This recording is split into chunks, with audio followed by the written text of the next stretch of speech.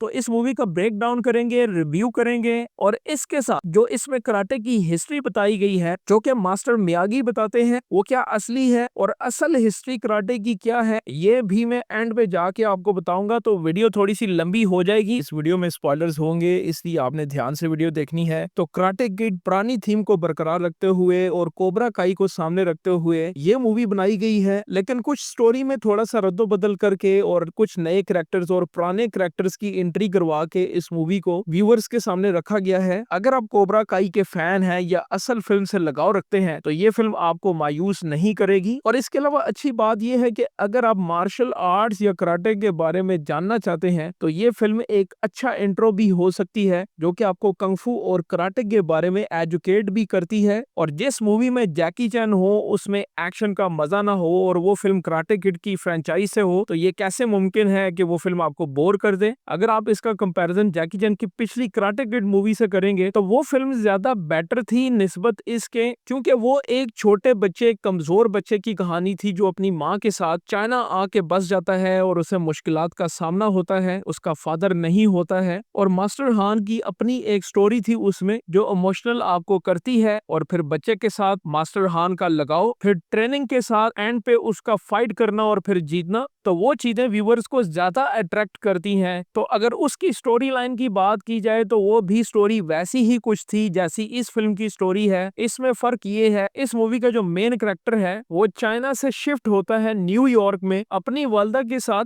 बिल्कुल ऐसे ही जैसे पिछली कराटे किड मूवी में बच्चा अमेरिका से शिफ्ट होता है चाइना में। तो यहाँ पे सिमिलरिटी हो जाती है कि ली चाइना से शिफ्ट होता है न्यूयॉर्क में, एक नए माहौल में एडजस्ट होने की कोशिश करता है। ली की जिंदगी उस वक्त पेचीदा हो जाती है जब वो मुकामी कराटे चैंपियन कॉनर डे की तवज्जो का मरकज बन जाता है और अपनी हिफाजत के लिए ली फोंग एक कराटे टूर्नामेंट में हिस्सा लेने का फैसला करता है। और कॉनर डे के साथ लड़ने की एक और वजह विक्टर भी होता है जिसके ऊपर कर्ज होता है। ये तो आप मूवी देखेंगे तो आपको कंप्लीट पता चलेगा कि स्टोरी लाइन क्या है। तो इस सफर में इसका उस्ताद मास्टर हान और असल कराटे किड के हीरो डैनियल लारूसो इसकी रहनुमाई करते हैं और वो दोनों अपनी मार्शल आर्ट्स की महारतों को यकजा करके ली फंग को ट्रेन करते हैं। और एंड पे एक जबरदस्त टूर्नामेंट मैच होता है जिसमें ली फंग अपने ओपोनेंट को हरा देता है। फिल्म में कंगफू और कराटे की टेक्निकों का इम्तजाज दिखाया गया है जो ली फंग की तरबियत का हिस्सा है। तो फिल्म के स्टार्ट में ही एक बुनियाद रखी जाती है जिसमें यह समझाने की कोशिश की जाती है कि जैकी चैन अपने स्टूडेंट के लिए डैनियल लारूसो को क्यों बुलाएगा ट्रेनिंग के लिए। तो वो स्टार्ट में ही दिखा देते हैं कि डैनियल लारूसो अपने मास्टर के साथ खड़ा होता है, मास्टर मियागी के साथ, और वहां पे मियागी अपने पूर्वजों यानी अपने बुजुर्गों की तस्वीरें दिखाता है डैनियल लारूसो को और उनमें ग्रैंड मास्टर की भी पिक्चर होती है जिसमें मास्टर मियागी बताता है कि ये वो पहले मियागी मास्टर थे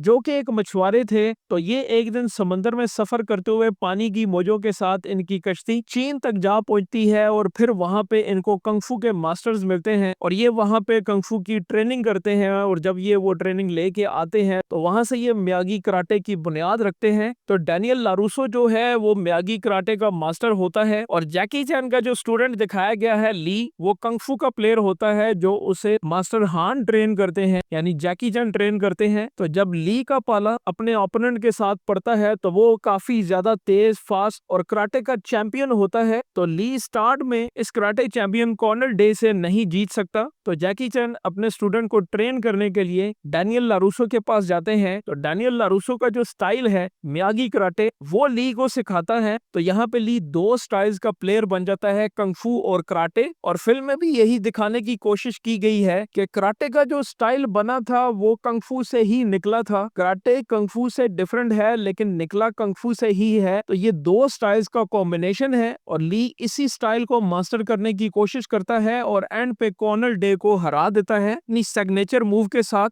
तो इस मूवी को आप देखेंगे और इसमें जो करैक्टर है ली, इसको जब आप देखेंगे तो आपको कोबरा काई की भी कुछ कुछ याद आएगी। तो ये उसी पैटर्न पे, उसी तर्ज पे बनाई गई फिल्म है, लेकिन वो सीरीज थी, ये फिल्म है। उसमें करैक्टर्स को बिल्ड करने के लिए टाइम लगा और एक एक करैक्टर के साथ आप मानूस हो जाते हैं। तो फिल्म में कम टाइम होता है, वो सीरीज की तरह नहीं होती है। तो ये फिल्म आपको मजा जरूर देगी और ये फिल्म कराटे किड और कोबरा काई सीरीज का ही एक तसलसल है जिसमें आप स्टोरी को थोड़ा सा डिफरेंट देखेंगे लेकिन स्टाइल, एक्शन, पुराने किरदारों का बीच में आना और पुराने मास्टर की हिस्ट्री ये आपको काफी एंटरटेन करती है। तो यहाँ पे आपको मैं सिर्फ इतना बताता चलूं कि जो फिल्म में मास्टर मियागी ने जो कराटे की हिस्ट्री बताई है वो कुछ फिल्मी है, उसका रियलिटी के साथ ज्यादा ताल्लुक नहीं है। जो कराटे की जो रियल हिस्ट्री है वो ओकिनावा के साथ ही जुड़ी हुई है। कराटे की बुनियाद ओकिनावा में रखी गई, जो कि जापान का एक जजीरा है। ओकिनावा में एक कदीम मार्शल आर्ट मौजूद था जिसे ती कहा जाता है, जिसका मतलब है हाथ। तो ती मुकामी लोगों के जंगी अंदाज पर मबनी था और वक्त के साथ इस पर चीनी मार्शल आर्ट्स खास तौर पर कंगफू का असर हुआ, जो 14वीं सदी से 16वीं सदी के दौरान ओकिनावा और चीन के दरमियान तजारती और सकाफती तल्लुकात कायम थे। ओकिनावा बाशिंदे चीनी मार्शल आर्ट सीखने चीन जाते थे और वापस आकर इन तकनीकों को अपने मुकामी फनून से मिलाते थे। और जहां तक जदीद कराटे की बात की जाए तो जदीद कराटे की बुनियाद 19वीं सदी के आखिर 20वीं सदी के आगाज में पड़ी। सबसे मशहूर ओकिनावा मास्टर्स में से एक गिचिन फुनाकोशी थे, जिन्हें अक्सर जदीद कराटे का बानी कहा जाता है। तो गिचिन फुनाकोशी ने 1922 में टोक्यो जापान में कराटे का पहला बाकायदा मुजाहरा किया था। बाद में उन्होंने कराटे की एक नई तर्ज शोतोकान कायम की, जो आज सबसे मशहूर स्टाइल्स में से एक है। तो दोस्तों, कराटे का मतलब होता है खाली हाथ। करा खाली को कहते हैं, टे